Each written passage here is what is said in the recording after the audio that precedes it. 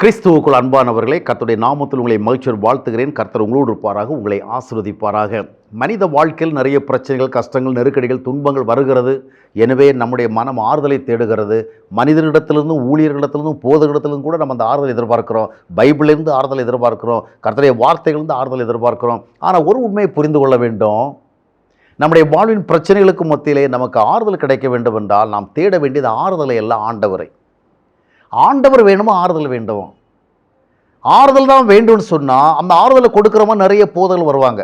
ஆறுதல் பிரசங்கம், மனதுருக்க பிரசங்கம், ஆதரவு பிரசங்கம், அந்த மாதிரி நிறைய பிரசங்கள் வருவாங்க. இன்னைக்கு நிறைய பேர் அப்படி தான். எங்கே போனால் யாருடைய பிரசங்கத்தை கேட்டால் ஆறுதல் வரும், எந்த ஜப கூட்டத்துக்கு போனால் ஆறுதல் வரும், எந்த ஊழியக்காரர் நடத்துகிற கூட்டத்தில் ஆறுதல் வரும் என்று ஆறுதலை தேடி செல்கிறாள். அந்த ஆறுதல் அந்த இடத்துல உட்கார்ந்துருக்க நேரத்தில் மட்டும்தான் இருக்கும். அவங்க பிரசங்க நேரத்தில் மட்டும் அவங்க ரொம்ப ஆறுதலாக பேசுவாங்க, மனம் உருகி பேசுவாங்க, ரொம்ப நம்ம மனசுக்கு இதமாக பேசுவாங்க. அது ஆறுதல் அந்த இடத்துக்கு மட்டும்தான் வேலை செய்யும். நமக்கு தேவை ஆண்டவர். ஆறுதல் இல்லாத சூழல்ல, அமைதி இல்லாத சூழல்ல, சந்தோஷம் இல்லாத சூழல்ல, குழப்பம் நிறைந்த சூழல்ல நமக்கு தேவையான ஆண்டவர்.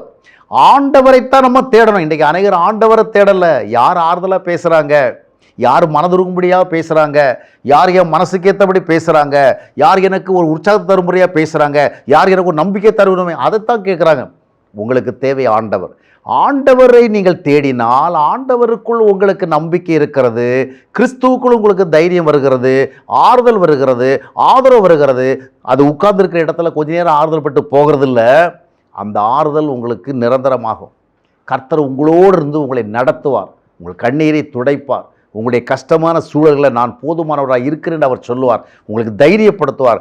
எனவே ஆறுதலை தேடி பிரசங்கங்களை கேட்க முன்வராதிருங்கள், ஆண்டவரை தேடுங்கள். யார் ஆண்டவரை பற்றி சொல்கிறாங்க, யார் கர்த்தரை பற்றி சொல்கிறாங்க, யார் கர்த்தரோடு வாழ்வதை பற்றி சொல்கிறாங்க, யார் கர்த்தருக்கு எப்படி வாழ்வதை பற்றி சொல்கிறாங்க, யார் கர்த்தருக்கு அர்ப்பணிப்பதை பற்றி சொல்லலாம், அந்த வார்த்தைகளை கேளுங்க.